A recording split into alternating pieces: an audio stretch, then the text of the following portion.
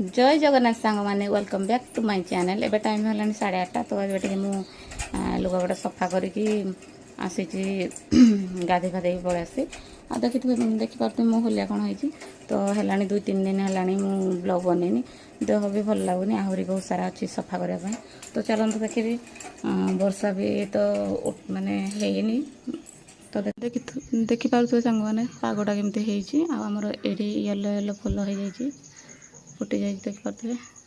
बढ़िया देखा ना तो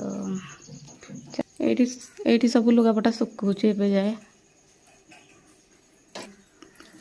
ये पूरा यहाँ मोटाटा सुखुने जाए तो ये किचन रूम को पड़े आसली आहरी बहुत सारा अच्छी काम तो ये आलू सीझी दीजिए आज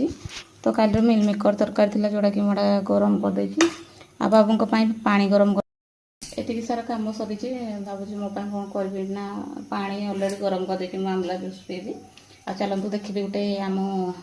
गचर गोटे आसी गोटे बड़ फल जोटा कि आपण मैंने देखिले खुशी हो तो चलतु जा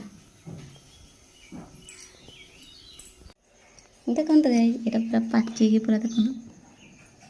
बास्ना बढ़िया हो कि मुझे खाएनी तो यहाँ आम गचर आज आसिक बापा नहीं आसले यहाँ आम गचरे माने नुआ गछ जोटा नुआ गछ तो से पूरा गोटे खड़ होटा पाचि जाता तो मुझे सकाଳେ टे लाट्रिन गला बेले